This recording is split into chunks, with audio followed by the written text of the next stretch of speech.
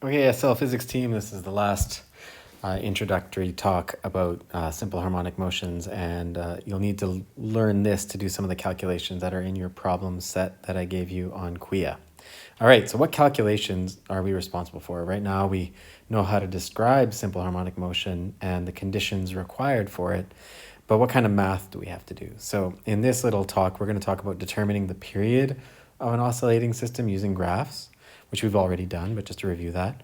And then from that period, we should be able to do some pretty cool calculations. But we're going to take a look at two classic systems that SL needs to be able to do calculations with. You need to calculate the period of a pendulum or a spring oscillator using formulas. And then you don't really have to do this in SL, but it's worthwhile learning because it makes your life easier. Plus, it would help for a math IA or even your physics IA because these are pretty simple systems to study at home without the use of sensors. Just video analysis will be good enough. So learning how to calculate angular frequency is an important thing to be able to predict where a pendulum is going to go, like this one on the right over here. I can predict at any moment in time, if I apply a formula, where it will be.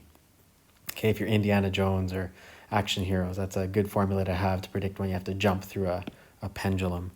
Okay, but the key for those HL students and for you if you're interested in doing it for an IA is learning how to calculate the angular frequency. I call that the blueprint behind an oscillator. Once I have that, I can do anything. Using that, I can calculate the displacement and velocity of an oscillator at any point in time. Okay, so let's get going. Now, this GIF is a bad pendulum, all right? That pendulum is swinging way too far. It's going to violate some of the rules of simple harmonic motion if it's swinging that far. Okay, the only thing that would do that and maintain that type of motion is a fake computer simulation, all right? So for something to oscillate, there are some conditions that the angle can't be greater than 10 degrees. As long as the angle of that displacement is 10 degrees, then it will obey simple harmonic motion. But once you go past that, we have some problems. And that you can also explore in an IA if you wanted to.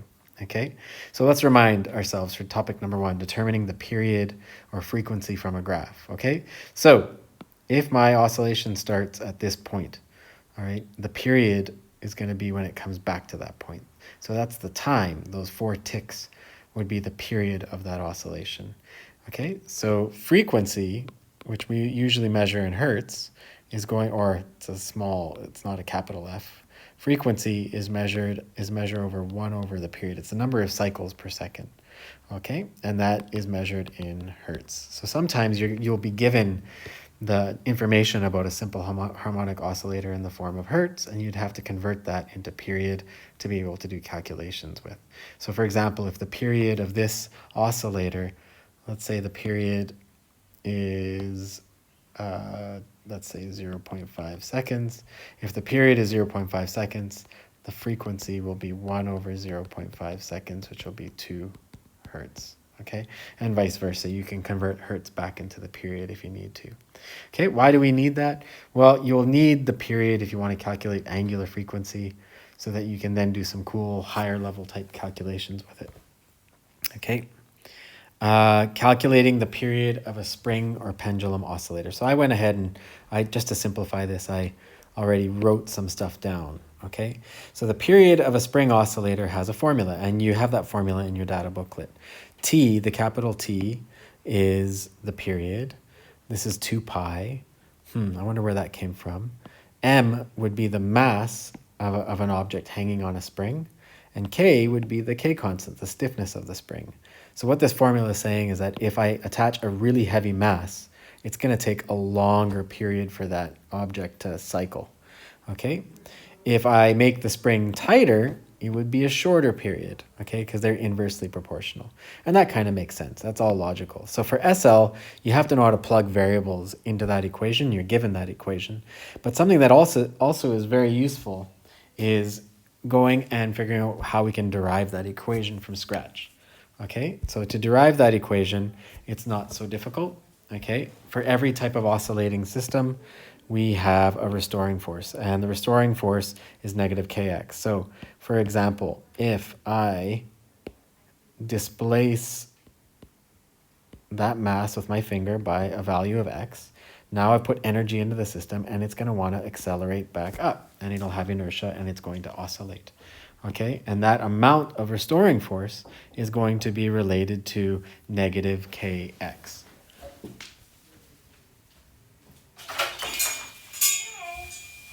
All right, so with that negative kx, sorry, I had to go answer the door. So with that negative kx, that restoring force, that's going to be related to the acceleration of the object going back up. Okay, and I can write that relationship like this. And then if I move the mass of the object to the other side, okay, I can write the acceleration of that object in this form over here. So the acceleration is related to negative kx over m, which I've showed you before. Okay, but we also described in a previous episode that the acceleration is related to the angular frequency squared times the displacement. So the acceleration changes as it's moving through its cycle. Okay, once I understand that, I can substitute this part into here to create this relationship. Okay, right? Once I have that relationship, I can then rearrange angular frequency into how we calculate it, 2 pi over the period. I substitute that in, and now I'm just going to carry on to simplify things. So what we're trying to do here, just to remind you, is that we're trying to get that formula, t is equal to 2 pi square root m over k from this, okay? So the x's, the displacement, is going to cancel. What that means, that's a very important relationship, is that the period of oscillation doesn't matter about how much I displace the system from equilibrium.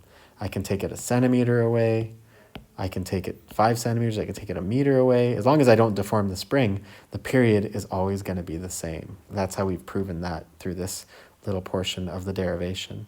Okay, now once I've done that, okay, let's simplify this out. K over m is equal to 4 pi squared over t squared.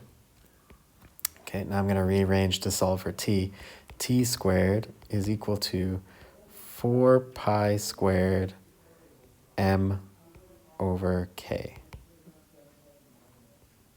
I'm going to leave the negative out for now, just because you'll see in a second. I'm not going to carry that negative, the absolute of that restoring force. Okay, now if I square root both sides, t is equal to 2 pi times the square root of m over k, which was what relationship we got. Okay, so that's how we derived that formula for the period of a spring oscillator. I've had a lot of students do IAs on that. It's a simple thing to do. So if you have springs lying around at home, you can play around with them and come up with an interesting IA idea to see if they behave and follow that relationship. Now, the next part, we're going to talk about the period of a pendulum and how we calculate that. I'm not going to derive the formula for the period in this case. I'm going to leave that as a challenge for you guys to figure out how to derive it. But if I look at this free body diagram that I introduced in the last episode, we understand that the restoring force is a result of the forces not being in equilibrium. The force of gravity and the force of tension are not equilibrium. Okay, they combine together to make that restoring force. And that restoring force is going to affect the angular or the acceleration of the system and the angular frequency. So somehow all this gives me this term in here. All right, and I want you guys to see if you can do that as a bonus to prove using trigonometry how they got that. Because this is one of Galileo's biggest feats, okay? If we play around with a pendulum, I can figure out what length of a pendulum I would need in order to make the period 1 second, and we can make a clock. In fact, you did that. That was the first activity that we did in grade 11, was to see if we can use our knowledge of this equation to create a pendulum that has a period of 1 second, if you remember. And now you're deriving it. Whoa, we're moving a long way. All right. So the restoring force is a result of that. And like I said, square root L over G must be a term that's related to acceleration. And I want you guys to do some research. It's not going to be hard. Just go to the higher level simple harmonic motion section in the book, and you'll be able to figure out how they got this relationship using geometry similar to what we did over here. Okay, all that is going to be a similar process that you're going to have to do over here, except here we have trigonometry involved. All right. So if I look back at this equation, I can play around with G if I change the gravity. If I take the pendulum out to a different point, let's say in outer space, it's not going to have the same period.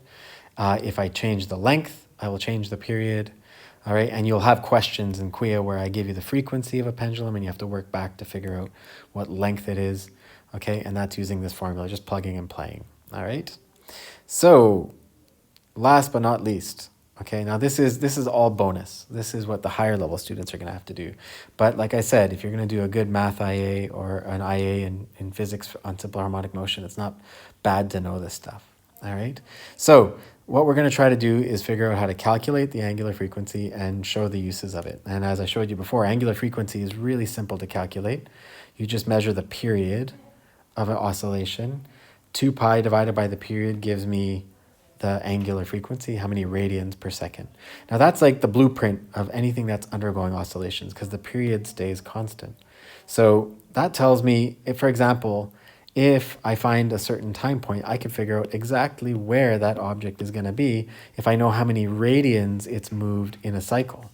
Okay, 1 full cycle is going to be 2 pi radians. So if my object moves pi radians, it would be exactly here, right back at the equilibrium. If it moved pi over 2 radians, it would be here. Pi over 3 pi over 2 is going to be here. All right, so already we can see that it's a very important term to be able to understand how to analyze the graphs of motion. Okay, all right, so angular displacement, like I was saying, if I take my angular frequency and I multiply by time, I can figure exactly what angle I went. That's how I was saying pi over 2 pi, 3 pi over 2, and 2 pi. It could be 6 pi, 8 pi, and I'll be able to figure out exactly where my object is in its oscillations. So angular displacement is angular frequency times time, which gives me my angle in radians.